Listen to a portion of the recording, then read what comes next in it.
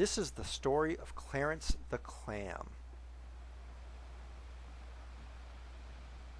Anytime you visit the seashore, there are many beautiful things to see.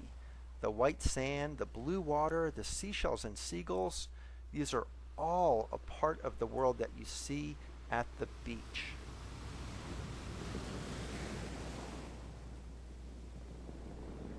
But there is also a whole beautiful world you cannot see, the world beneath the water. It is filled with wonder and with all the sea plants and sea creatures that live beneath the surface. It is here that our story begins. The many fish and shrimp and dolphins and squid and the rest of the undersea creatures were doing whatever it is that they do and having fun living in the water. That is, all except for one clam, a clam named Clarence. Clarence felt very alone because clams live under the seafloor in the dark, wet mud. I'm a cherry stone who is all alone, thought Clarence. A bored bivalve, a meaningless mollusk, Clarence muttered. Everyone else is having fun above me where it's light and the colors are all around you. Clarence felt the squishy mud move. Christopher Crab burrowed in the mud next to him. Just stopped by to say hello, said Christopher. Want to see how far down we can go in the mud? I'll race you. Nah, said Clarence as he wriggled himself down a little deeper. Christopher shrugged and went on his way. Barney the barnacle sped by looking for a rock to latch onto.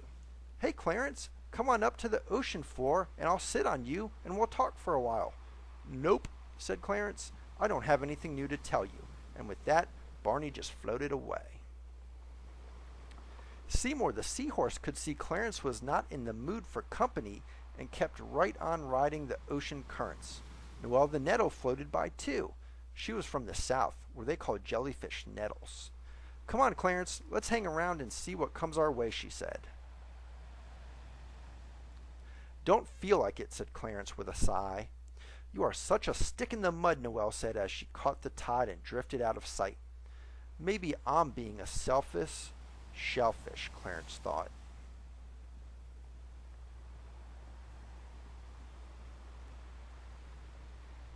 Suddenly, Clarence could feel his whole body being wrenched out of the mud.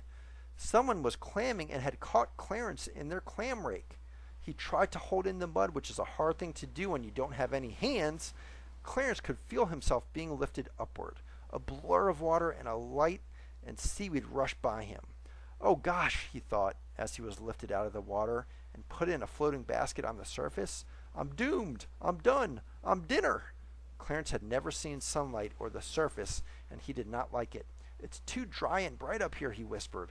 I want my warm, cozy mud. Clarence felt a bump and then another one.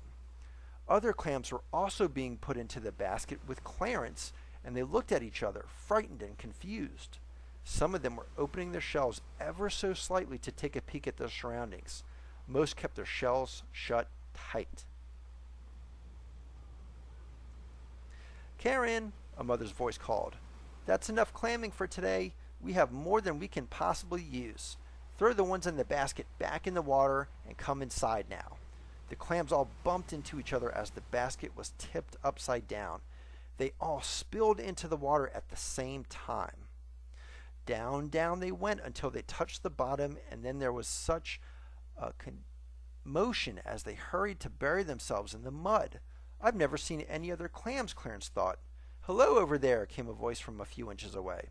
Hello from Clarence's right. Hello from his left. There were clams everywhere. From that day on, Clarence was never alone again. He realized that a clam was what he was and that a clam does what it does in the mud because it is a clam. Clarence had so many new friends and he was very, very happy.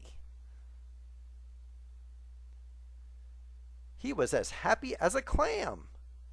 The end.